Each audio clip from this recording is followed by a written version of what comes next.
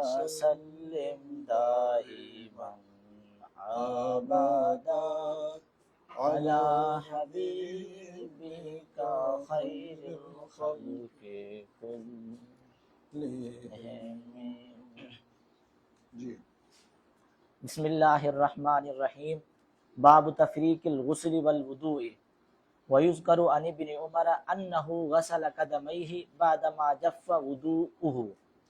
حدثنا محمد بن محبوب قال حدثنا عبد الواحد قال حدثنا الأعمش عن سالم بن أبي الجاد عن قريب مولى بن عباس عن ابن عباس قالت ميمونة وضعت لرسول الله صلى الله عليه وسلم ماء يغتسل به فأفرغ على يديه فغسلهما مرتين أو ثلاثا ثم أفرغ بيمينه على شماله فغسل مذاكيره ثم دلك يده بالأرض ثم تمدمد واستنشق ثم غسل وجهه ويديه وغسل رأسه ثلاثا ثم أفرغ على جسده ثم تنحى من مقامه فغسل قدميه. فناولته خرقة باب من افرغ. قال اچھا ٹھیک ہے. باب ہے غسل کو اور وضو کو جدا جدا کرنا.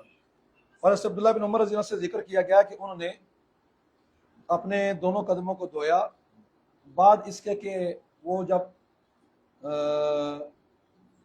وضو کا جو پانی تھا وہ خشک ہو گیا. امام بخاری اپنی سند کے ساتھ بیان فرماتے ہیں حضرت قریب جو حضرت عبداللہ بن عباس رضی اللہ تعالی عنہم کے غلام ہیں ان سے حضرت عبداللہ بن عباس فرماتے ہیں کہ حضرت میمونہ نے کہا کہ میں نے نبی پاک صلی اللہ علیہ وسلم کے لیے پانی کا بندوبست کیا. آپ اس میں غسل فرماتے تھے, اس پانی کے ساتھ غسل فرماتے تو اس طرح کے اپنے ہاتھوں کو پر پانی انڈیلتے اور دونوں ہاتھوں کو دو دو مرتبہ دھوتے یا 3 مرتبہ دھوتے.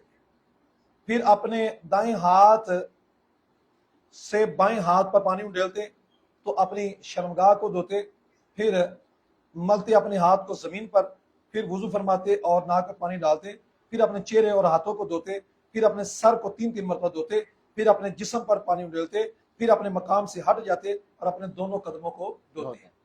جی باب اذا جامع ثم عاد ومن دار على نسائه في غسل واحد. باب ہے کہ جب کسی نے جماع کیا پھر اس کا اعادہ کیا اور جو اپنی بیویوں پر ایک ہی غسل کے اندر کئی کے پاس چکر لگا لی اس نے, تو کیا یہ اس والے سے حکم کیا ہے؟ جی حدثنا محمد بن بشار قال حدثنا ابن ابي عدي ويحيى بن سعيد عن شعبة عن ابراهيم بن محمد بن المنتشر عن ابيه قال ذكرته لعائشة فقالت يرحم الله ابا عبد الرحمن كنت أطيب رسول الله صلى الله عليه وسلم فيطوف على نسائه ثم يصبح محرما ينضح طيبا. امام بخاری اپنی سند کے ساتھ بیان کرتے ہیں کہ ابراہیم بن محمد بن منتشر اپنے باپ سے کہ میں نے سیدہ عائشہ رضی اللہ تعالیٰ عنہ کا ذکر کیا تو انہوں نے کہا اللہ ابو عبد الرحمن پر رحم فرمائے کہ میں رسول اللہ صلی اللہ علیہ وسلم کو خوشبو لگاتی تھی. حضور اپنی عورتوں کے پاس تشریف لاتے, پھر صبح احرام کی حالت میں صبح فرماتے تو آپ کے جسم مبارک سے خوشبو پھوٹ رہی ہوتی تھی, تو حالت احرام میں احرام سے پہلے خوشبو لگانے کا موقع ام المومن سیدہ عائشہ رضی اللہ تعالیٰ عنہ کا ہے. اور اس والے سے آپ نے بڑے مضبوط اس والے سے کلیئر کیا کہ حضور صلی اللہ علیہ وسلم خوشبو لگا کر پھر احرام باندھتے تھے. جی حدثنا محمد بن بشار قال حدثنا معاذ بن هشام قال حدثني ابي عن قتادة قال حدثنا انس بن مالك قال كان النبي صلى الله عليه وسلم يدور على نسائه في الساعة الواحدة من الليل والنهار وهن 11. قال قلت لانس او كان يطيقه كنا كنا نتحدث انه اوتي قوة 30. وقال سعید عن قتادة ان انسا حدثهم 9 نسوة. امام بخاری اپنی سند کے ساتھ بیان کرتے ہیں کہ ہمیں انس بن مالک نے بیان کیا کہ نبی پاک صلی اللہ علیہ وسلم ایک ہی رات میں اپنی ازواج کے پاس تشریف لے جاتے اور وہ 11 بیویاں تھیں. تو وہ راوی کہتے ہیں میں نے انس کو کہا کیا حضور کو اتنی طاقت تھی؟ تو وہ کہتے ہیں ہم اس بات کو بیان کرتے ہیں کہ حضور کو 30 مردوں کی طاقت دی گئی، اور جنتی نبی پاک صلی اللہ علیہ وسلم کو جو طاقت دی گئی، جنتی جوانوں میں سے، مردوں میں سے ہر مرد کہ رسول اللہ صلی اللہ علیہ وسلم کو 40 جنتی جوانوں کی طاقت دی گئی، جو آگے روایت میں آتا ہے. تو ایک مرد کی جو طاقت ہوگی وہ دنیا کے 100 مردوں کی زیادہ طاقت ہے.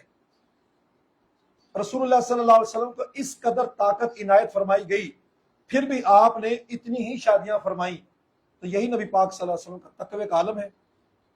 اور حضرت سعید کہتے ہیں کہ وہ قتادہ سے کہ ہم بات کیا کرتے تھے کہ انس انہوں نے بیان کیا کہ وہ 11 بیویاں نہیں تھی بلکہ اس وقت 9 بیویاں تھیں. جی. باب غسل المزی والوضوء منه. حدثنا ابو الولید قال حدثنا زائدة عن ابي حسين عن ابي عبد الرحمن عن علي قال كنت رجلا مزاعا فأمرت رجلا أن يسأل النبي صلى الله عليه وسلم لمكان ابنته فسأل فقال تودع واغسل ذكرك. باب ہے مزی کو دھونا اور اس سے وضو کرنا. اب حکم کیا ہے کہ مرد کو منی کے علاوہ جو قطرات آتے ہیں شرعی حکم ہے اس بارے میں کیا ہوگا؟ وضو واجب ہوگا، اور بغیر وضو کے قرآن پاک زبانی پڑھنا حرام ہوگا، مسجد میں جانا اس کے لیے حرام ہوگا. وضو کرے گا اور وہ جو جگہ ہوگی اس کو دھو لے گا، یعنی استنجا کر لے، قطرہ جہاں لگا اس کو دھو لے اور باقی وضو کر لے گا.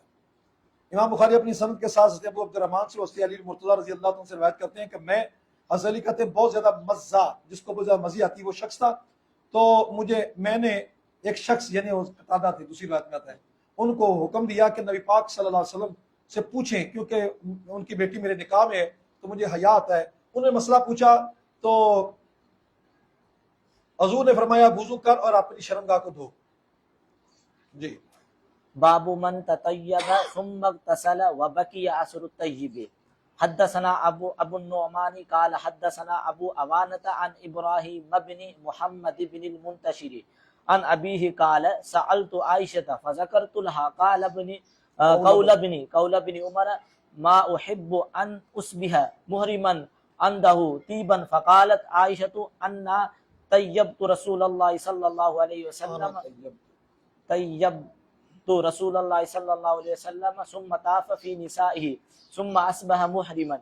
حدثنا آدم قال حدثنا شعبة قال حدثنا الحكم عن ابراہیم عن الاسود عن عائشة قالت كأني انظر الى بيد الطيب وبيس الطيب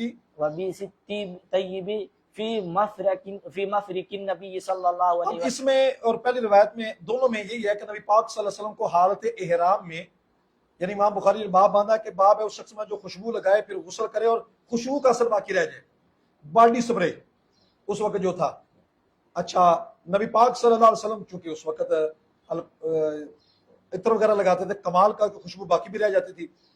حالت احرام میں حضور صلی اللہ علیہ وسلم خوشبو لگاتے تو رسول اللہ صلی اللہ علیہ وسلم آپ خوشبو لگانے کے بعد آپ کہتے ہیں کہ آپ اپنی ازواج کے پاس تشریف لے جاتے، پھر حضور صلی اللہ علیہ وسلم اسی طرح آپ صبح فرماتے. اب یہ ضروری نہیں کہ بھی بیویوں کے پاس تشریف لے جاتے تو قربت بھی کرتے، کیونکہ اس وقت جب احرام کی حالت میں ہوتا ہے تو پھر اس وقت اس سے پرہیز کیا جاتا ہے.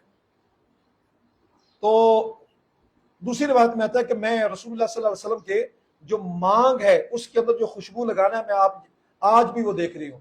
اور دیگر روایت میں آتا ہے کہ نبی پاک صلی اللہ علیہ وسلم زیادہ خوشبو جو ہوتی تھی وہ عود کی خوشبو لگاتے تھے، اور عود کی خوشبو انسانی جسم کے لیے بہت مفید ہوتی ہے. جی. باب تخلیل الشعر حتى اذا ظن انه قد اروى بشرته افاد عليه. حدثنا باب ہے بالوں کو کا خلال کرنا حتیٰ کہ وہ یقین کر لے کہ اس کی جو کھال ہے بشرت ہو، اس کی کھال کو اس نے تر کر دیا ہے، افاد علیہ، تو اس کے اوپر پانی وہ انڈیل دے۔ حدثنا عبدان قال اخبرنا عبد الله قال اخبرنا هشام بن عروة عن ابيه عن عائشة قالت كان رسول الله صلى الله عليه وسلم اذا اغتسل من الجنابة غسل يديه وتودع وضوءه للصلاة ثم اغتسل ثم يخلل بيده شعره حتى اذا ظن انه قد اروى بشرته افاد عليه الماء 3 مرات ثم غسل سائر جسده وقالت كنت اغتسل انا ورسول الله صلى الله عليه وسلم من اناء واحد نغرف منه جميعا۔ باب ہے بالوں کی چونکہ خلال کرنا اور اس کے بعد اپنے جسم کی کھال کو تر کرنا۔ امام بخاری اپنی سند کے ساتھ بیان کرتے ہیں، ام المومنین سیدہ عائشہ رضی اللہ تعالیٰ سے روایت ہے کہ رسول اللہ صلی اللہ علیہ وسلم جب جنابت کا غسل فرماتے تو اپنے ہاتھوں کو دھوتے، وضو کرتے جیسا کہ نماز کے لیے وضو کیا جاتا ہے، پھر غسل فرماتے، پھر اپنے دونوں ہاتھوں کا خلال کرتے اپنے بالوں کے اندر، یعنی ہاتھوں کو داخل کرتے حتیٰ کہ یقین ہو جاتا بالوں میں داخل کرنے سے کہ پانی اندر، یعنی جس طرح آپ سر کو دھوتے ہیں تو اس میں پانی جب اوپر ڈالا تو یقین ہو جاتا ہے کہ کھال میں پانی پہنچ چکا ہے، اور پھر افاد علیہ، پھر اس کے اوپر پانی ڈال دیتے 3 مرتبہ، پھر باقی جسم کو دھو دیتے۔ اور ام المومنین کہتے ہیں کہ میں اور رسول اللہ صلی اللہ علیہ وسلم ایک ہی برتن سے آپ غسل کرتے تو ہم باری باری اس سے چلو بھر لیتے تھے یا کسی برتن سے بھرتے تھے۔ جی باب من تودع في الجنابة ثم غسل جسده ولم يعد غسل موادع الوضوء مرة اخرى۔ باب ہے اس شخص کے بارے میں جو وضو کرے جنابت کا، پھر اپنے باقی جسم کو دھوئے اور وضو کے مقامات کے دھونے کو نہ دوبارہ نہ لٹائے دوسری مرتبہ۔ جی حدثنا يوسف بن عيسى قال اخبرنا الفضل بن موسى قال اخبرنا الاعمش عن سالم عن قريب مولى بن عباس عن ابن عباس عن ميمونة قالت ودع رسول الله صلى الله عليه وسلم وضوءا للجنابة فأكفأ بيمينه على شماله مرتين أو 3 ثم غسل فرجه ثم ضرب يده بالأرض أو الحائط مرتين أو 3 ثم مدمد واستنشق وغسل وجهه وذراعيه ثم أفاض على رأسه الماء ثم غسل جسده ثم تنحى فغسل رجليه قالت فأتيته بخرقة فلم يردها فجعل ينفض بيده۔ باب ہے اس کے باب کے مناسبت سے میمونہ رضی اللہ کی حدیث ذکر کی گئی، تو اس میں وہی جنابت کا بیان تھا کہ بھئی جنابت کا حضور نے غسل فرمایا، 2 مرتبہ یا 3 مرتبہ دھویا، اور پھر میں نے تولیہ پیش کیا تو حضور صلی اللہ علیہ وسلم نے تولیے کا استعمال نہیں کیا اور اپنے ہاتھ کے ساتھ حضور پانی کو جھاڑتے آتے تھے۔ تو باب کے ساتھ مناسبت ظاہر ہے کہ حضور نے دوسری مرتبہ وضو کے لیے الگ سے دوبارہ وضو نہیں فرمایا، بس وہ مقامی وضو کو دوبارہ دھویا نہیں ہے، غسل کے اندر کر لیا، اسی وہی کفایت تھا۔ جی باب اذا ذکر فی المسجد انه جنوب یخرج کما هو ولا یتیمم۔ باب ہے کہ جب مسجد میں بندے کو ذکر آ جائے، یاد آ جائے کہ وہ جنبی ہے تو وہ نکل آئے جیسا کہ وہ پہلے تھا، ولا یتیمم، اور تیمم نہ کرے۔ اس سے بات سمجھ آ گئی؟ امام بخاری سمجھانا چاہتے ہیں کہ بندے کو جنبی ہونا مسجد میں یاد آئے تو تیمم نہ کرے۔ اصل میں امام اعظم ابو حنیفہ رحمۃ اللہ کا موقف ہے کہ جب ایسا ہو جائے تو پھر تیمم کر کے نکلے۔ اچھا، امام بخاری اس کے ساتھ نیچے جو حدیث لے کر پہلے وہ ملاحظہ کریں۔ حدثنا عبد الله بن محمد قال حدثنا عثمان بن عمر قال اخبرنا يونس عن الزهري عن ابي سلمة عن ابي هريرة قال اقيمت الصلاة وأدلت الصفوف قياما فخرج الينا رسول الله صلى الله عليه وسلم فلما قام في مصلاه ذكر انه جنب فقال لنا مكانكم ثم رجع فاغتسل ثم خرج الينا ورأسه يقطر فصلينا معه۔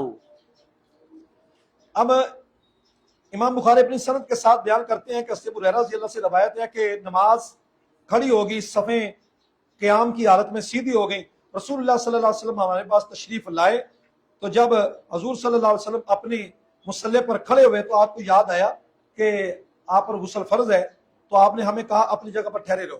یہ ہے دین اسلام کی خوبی، کوئی عزتوں کے معاملات نہیں کہ کوئی کیا کہے گا، فرمایا ٹھہرے رہو۔ پھر حضور لوٹے، غسل فرمایا، پھر ہماری طرف تشریف لائے تو آپ کے سر اقدس سے قطرات نکل رہے تھے، پانی کے قطرے بہ رہے تھے، آپ نے تکبیر کی اور ہمیں نماز پڑھائی۔ تو امام بخاری کا استدلال یہ ہے کہ رسول اللہ صلی اللہ علیہ وسلم جب نکلے تھے تو تیمم کر کے نہیں نکلے تھے۔ تو اس کے جوابات میں علامہ بدر عینی نے بھی جواب ارشاد فرمائے، اور بھی ہے کہ پہلی تو بات یہ ہے کہ امام رسول اللہ صلی اللہ علیہ وسلم جب نکلے تھے تو آقا کریم صلی اللہ علیہ وآلہ وسلم آپ ایک ایسی حالت میں نکل رہے ہیں کہ جس میں بندے کو اندازہ ساری صفیں بنی ہوئی ہیں، اس وقت تیمم کرنے کا معاملہ لمبا ہو رہا تھا۔ دوسرا یہ ہے کہ آپ کی اس وقت توجہ نہیں ہے، توجہ نہ ہو تو کوئی مسئلہ نہیں۔ تیسرا یہ ہے کہ یہ حکم ابھی نہیں آیا تھا کہ تیمم کر کے نکل رہے۔ اور چوتھی بات جو بڑی اہم ہے کہ رسول اللہ صلی اللہ علیہ وآلہ وسلم کو اس مسئلے میں عام لوگوں پر قیاس کرنا درست نہیں ہے۔ باقاعدہ روایات میں آتا ہے، جس کا استدلال امام اعظم ابو حنیفہ رحمۃ اللہ فرمایا ہے کہ تیمم کر کے نکلے گا، بندے پر غسل فرض ہو گیا تو تیمم کر کے نکلے گا۔ ہاں بھول ہوگی تو اس کا کوئی مسئلہ نہیں، وہ توجہ نہ ہونے کے ذمرے میں آئے گا، لیکن حکم یہ ہے کہ تیمم کر کے نکلے۔ رسول اللہ صلی اللہ علیہ وسلم کا مسئلہ اور ہے، وہ ترمذی کی روایت ہے کہ رسول اللہ صلی اللہ علیہ وسلم نے فرمایا کہ میرے اور علی کے لیے یہ اجازت ہے کہ ہم دونوں غسل فرض ہو تب بھی نکل سکتے ہیں مسجد میں، تو ان کے لیے تو عمدن کی اجازت موجود ہے۔ اس واسطے رسول اللہ صلی اللہ علیہ وسلم کے علاوہ کے کو حضور پر قیاس کرنا اس مسئلے کے اندر وہ درست نہیں ہے۔ تابعہ عبد الاعلی عن معمر عن الزہری وراواہ الاوزاعی عن الزہری۔ جی باب نفض الیدین من الغسل عن الجنابۃ۔ حدثنا عبدان قال اخبرنا ابو حمزة قال سمعت الاعمش عن سالم عن قریب عن ابن عباس قال قالت میمونة وضعت للنبي صلى الله عليه وسلم غسلا فسترته بثوب وصب على يديه فغسلهما ثم صب بيمينه على شماله فغسل فرجه فضرب بيده الأرض فمسحها ثم غسلها فمدمد واستنشق وغسل وجهه وذراعيه ثم صب على رأسه وأفاض على جسده ثم تنحى فغسل قدميه فناولته ثوبا فلم يأخذه فانطلق وهو ينفض يديه۔ باب ہے کہ دونوں ہاتھوں کو غسل جنابت کے بعد جھاڑنا۔ حدیث وہی ہے، میمونہ رضی اللہ تعالیٰ کہ میں نے حضور کا کہ پردہ کیا، حضور نے غسل فرما لیا، تو آخری لفظ آتے ہیں وہ ینفض یدیہ، تولیہ دیا تو حضور تولیہ استعمال نہ کیا، اپنے ہاتھوں کو آپ جھاڑتے آتے تھے۔ یہ باب سے مناسبت ظاہر ہوگی۔ جی باب من بدأ بشق رأسه الأيمن في الغسل۔ باب ہے کہ جو ابتدا کرے گا غسل میں اپنے سر کے دائیں طرف سے ابتدا کرے، پانی ڈالنا ہو تو سر کے دائیں طرف سے، یعنی سر پر پانی ڈالنا ہے تو سر کی دائیں طرف کر لے، بائیں طرف کے اندر دل ہوتا ہے تو اس میں ہارٹ کے اکثر مسائل جو بنتی اسی وجہ سے بنتے ہیں، تو سنت یہ ہے کہ دائیں طرف کر کے غسل کرے گا اور دائیں کندھا بھی اسی میں آ جائے گا۔ اب تطبیق بھی ہوگی، جنہوں نے سر کہا یا دائیں کندھا کہا، وہ دائیں کندھا اس اعتبار سے کہا ہے کہ جب آپ نہانے کی شیپ یہ بنائے گا کہ سر پر پانی ڈلتے جاتے کندھے پر پڑے، تو اس اعتبار سے وہ سنت میں آ جائے گا۔ جی حدثنا خلاد بن يحيى حدثنا ابراهيم بن نافع عن الحسن بن مسلم عن صفية بنت شيبة عن عائشة قالت كنا اذا اصابت احدانا جنابة اخذت بيديها ثلاثا فوق رأسه ثم تأخذ بيده على شقه الايمن وبيده الاخرى على شقه الايسر۔ باب ہے، اس باب کے مطابق مناسبت سے ام المومنین سیدہ عائشہ صدیقہ رضی اللہ تعالیٰ عنہا کی روایت امام بخاری اپنی سند سے بیان کرتے ہیں کہ ہم میں سے جب کسی کو پر غسل فرض ہوتا تو وہ اپنے دونوں ہاتھوں کو لیتا 3 مرتبہ، یعنی پانی کو اپنے ہاتھ میں پانی پکڑتا تو 3 مرتبہ اپنے سر کے اوپر ڈالتا، تو ابتدا کرتا اپنے ہاتھ میں پانی لے کر جو ابتدا کرتا تھا تو علی شقہ الایمن، دائیں طرف سے، اور دوسرے جب لپ بھرا جاتا تو پھر بائیں طرف اس پر ڈال دیا جاتا۔ مولا صلی وسلم دائما ابدا علی حبیبک خیر الخلق